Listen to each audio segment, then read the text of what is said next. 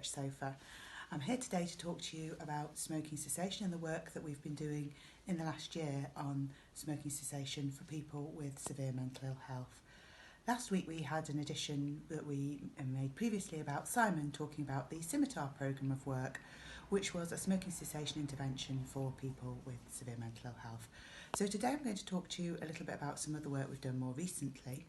So one of the things we've done is a systematic review where we looked at literature that had been previously published about smoking cessation interventions for people with severe mental ill health.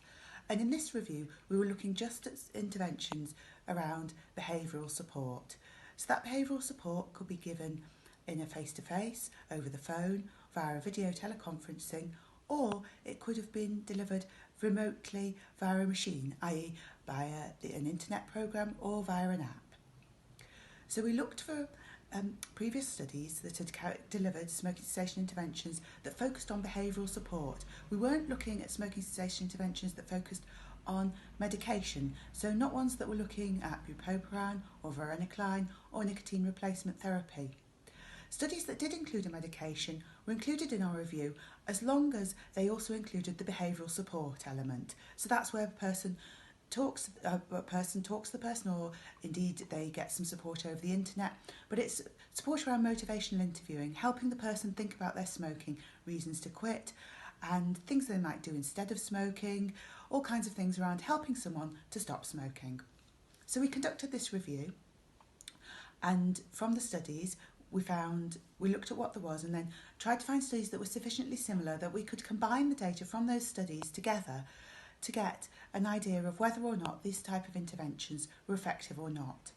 When we looked at the studies, we found 3 studies that were similar enough in terms of face-to-face delivered behavioural interventions, and they compared a face-to-face delivered behavioural intervention to usual stop smoking services or treatment as usual. And we found from those combining those studies and looking at all the data that behavioural support tailored to the needs of people with severe mental ill health was more effective than treatment as usual. So that's the first thing we found in our review, and we felt that that was quite important, and it was in line with the findings from our Scimitar programme of work. The other thing we looked at was internet delivered programmes and app delivered programmes, and we found 3 studies that were delivered either via the internet or via an app. These 3 studies compared a specialised smoking cessation programme for people with severe mental ill health with a standard smoking cessation programme delivered via the internet or via an app.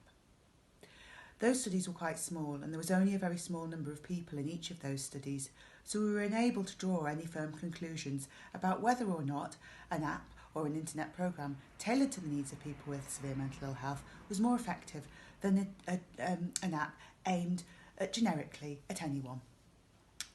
So those were the findings. We found that behavioural support interventions delivered face-to-face were more effective than treatment as usual, but we didn't find anything around the delivering via an app or via an internet programme, and that's because those studies were really too small. So there need to be more larger scale studies looking at internet and app delivered smoking cessation programmes.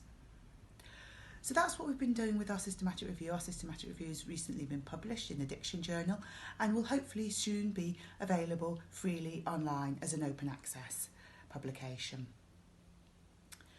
The second update to give you is around the new NICE guidelines that have been recently published in smoking cessation.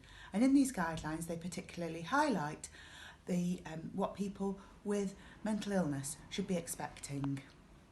So that's really important too, and we'll be hearing more about the NICE guidelines over the coming weeks. So I just wanted to highlight to you our new systematic review and the fact that some new NICE guidelines have been released recently. So thank you for listening to today's episode of the Research Sofa, and we'll see you all again soon. Thank you and bye-bye.